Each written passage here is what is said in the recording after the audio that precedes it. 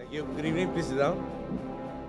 Secretary Maroa, Secretary Cesar Purisima and Greg Domingo, His Excellency Joachim Haydorn, Mr. Washisip, our idol, Mr. August Wilhelm Henningsen, Mr. Gerald Freelinghouse, of course, Dr. Lucio Tan, Congressman Radasa, General Manager Jose Angel Andrado, Director General Ramon Gutierrez Ucab, Lufthansa Technik Philippines officials and staff, fellow workers in government, honored guests, ladies and gentlemen, mga minamahal ko pong kababayan, magandang gabi po sa inyo lahat. We are gathered today to inaugurate this new maintenance hangar, which is the result of the hard work and the vigorous planning of our friends from Lufthansa Technik Philippines and Philippines MacroAsia Corporation. I want to emphasize that this is not just any hangar. This is a hangar built to service the Airbus A380, the biggest passenger airliner in the world.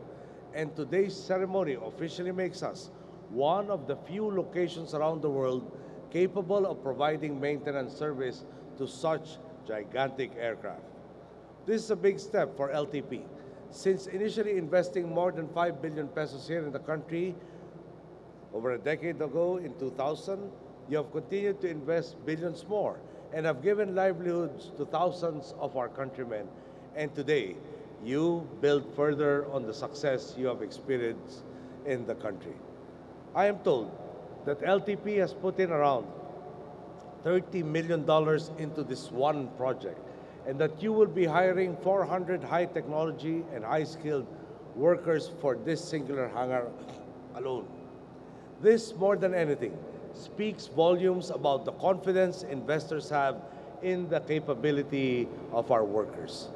Our countrymen who will be manning this hangar will be part of a small group of people around the world with the opportunity and the know-how to service one of the world's best, most coveted aircrafts. This is a true testament to how far our country has come and to just how much more is within our reach if we fully take advantage of our people's talents. Looking at this hangar and reading through the history and the development of Airbus's A380 only convinces me of our own ambitions for the Philippines. Look at the A380 and imagine the amount of research and development needed for it to be the successful commercial liner that it is. Look at this hangar and think of all the hard work our friends at LTP and MacroAsia put in just so we could inaugurate it today. The A380 was an ambitious project, and this hangar, which seeks to attract the A380 to land here, is an ambitious project as well. We share your goal. We want this hangar here because it will provide employment to many of our countrymen.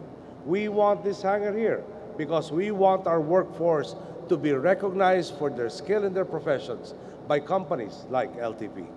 And perhaps in the future, a great Philippine nation can have those A380s not only for maintenance, but to fly in tourists, investors, and balikbayans, contributing to the creation of a society where working hard and following the rules gets you to your most treasured goals.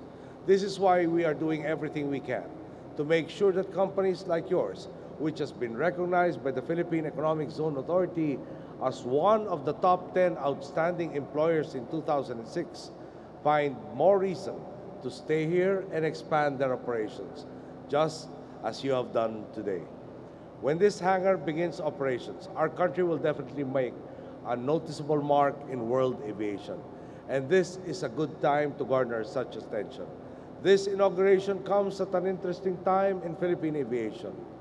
Liberalizing the aviation sector has been one of the key reforms implemented by our administration. We want a more competitive industry, and from what we have seen, the liberalization programs are working. In 2011, we saw the emergence of AirAsia, a new local player, and we saw the expansion of Sea Air, which now offers international flights. Foreign airlines have also joined in, as companies like Air Nippon Airways, Tiger Airways, Jin Air, and Air Busan have started their operations here. And this is only the tip of the iceberg. Our infrastructure programs are beginning to gain momentum, and soon enough, airlines will be able to fly more visitors directly to our tourism hotspots. It is all part of the plan. For this year, we have identified 3 sectors which can drive inclusive growth by providing jobs to those especially in the margins and allowing more opportunities for our countrymen to bridge the gap between rich and poor. Tourism is one of these sectors, along with agriculture and infrastructure. Imagine if our initial steps towards reform have allowed for an 11% increase in tourist arrivals from 2010 to 2011. How much more we can achieve once the new It's More Fun in the Philippines campaign gains ground and the infrastructure is solidly in place. The goal is to have 10 million people visiting the Philippines every year by 2016 when I step down from office. Some would say, as others might have said to you as you were beginning your grandest projects, that our targets are ambitious. And I would agree. As I say to my countrymen, pwede nang muling mangarap.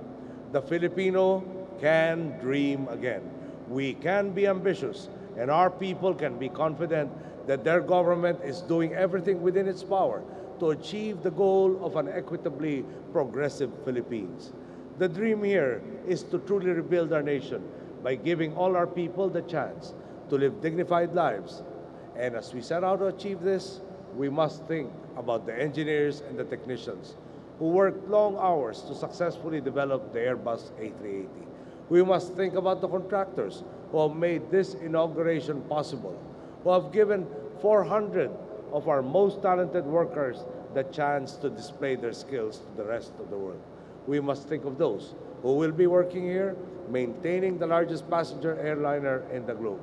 Through them, we are made to believe again. These people are evidence that no matter how grand or how long-term our goals for this country may be, if we sit down and put our hearts and minds and work towards them, then our dreams will become realities sooner rather than later. Again, my heartiest congratulations on this inauguration. Thank you and good evening.